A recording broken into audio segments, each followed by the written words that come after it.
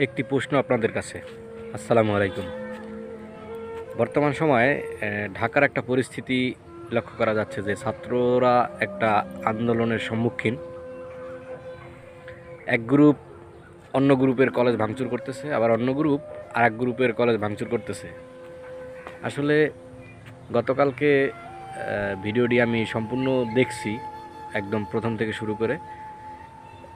মোল্লা কলেজের ছাত্রছাত্রীরা, ওরা বিশেষ করে ছাত্ররা, ওরা অবস্থান নিছিল ওদের কলেজের সামনে লাঠিসোঁটা নিয়ে, যে ওরা যাতে কলেজগুলো ভাঙচুর করতে না পারে, ওদের ওদের প্রিয় শিক্ষাঙ্গন ওরা সেভ করবে, এটাই স্বাভাবিক।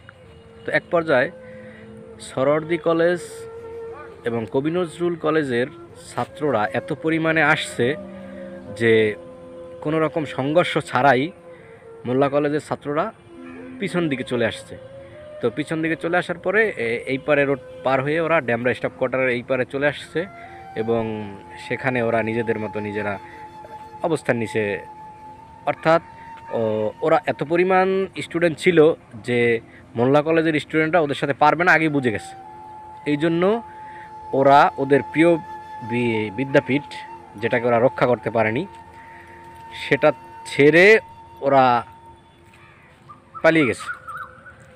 পালিয়ে যাওয়ার এক পর্যায়ে যখন জায়গাটা ছাত্রশূন্য, তখন সরোয়ার্দী কলেজ এবং কবি নজরুলের ছাত্ররা এসে ওখানে ভাঙচুর করে এবং তাণ্ডব চালায়, এবং যত যা কিছু ছিল এই কলেজের, যত আসবাবপত্র ছিল আমি নিজে দেখেছি। পরে গিয়ে কোনো আসবাবপত্রই ভালো নেই, সবগুলো। একটি জালনা ভালো নেই, একটি ওয়ার্ড্রোব ভালো নেই, একটি দরজা ভালো নেই।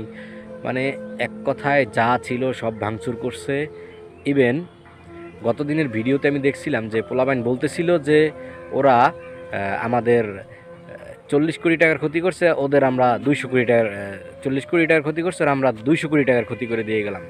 এই তো যাই হোক, আসলে আপনি যে বিদ্যাঙ্গনে পড়াশোনা করছেন সেটা আপনার কাছে অত্যন্ত সম্মানজনক একটি জায়গা।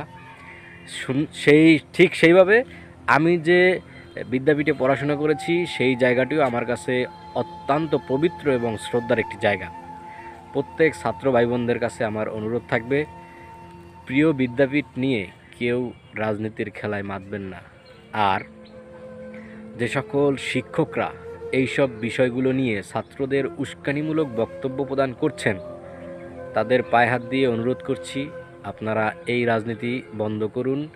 দেশের শিক্ষাঙ্গন, শিক্ষা ব্যবস্থা যে অবস্থায় ভঙ্গুরে পরিণত হয়েছে, তার থেকে আরও পিছনে ঠেলে দিয়েন না।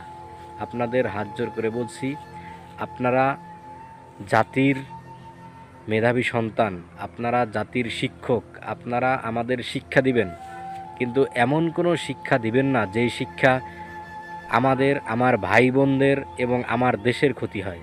এমন কোনো উস্কানিমূলক শিক্ষা এবং বক্তব্য আপনারা দিবেন না।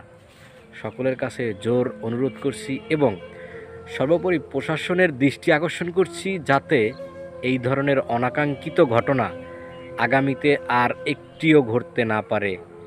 অবশ্য যখন তিতুমির কলেজ থেকে ট্রেনের উপর একটি হামলা করা হয়েছিল, তখন থেকেই প্রশাসনকে আরও কঠোর অবস্থানে যাওয়া উচিত ছিল, কিন্তু সেটা আমাদের প্রশাসন করতে পারে নাই। কিন্তু তারাও সর্বোপরি সচেষ্ট ছিল, কিন্তু একটা পর্যায়ে আসলে সকালেরই একটা দায়বদ্ধতা, একটা লিমিট থাকে।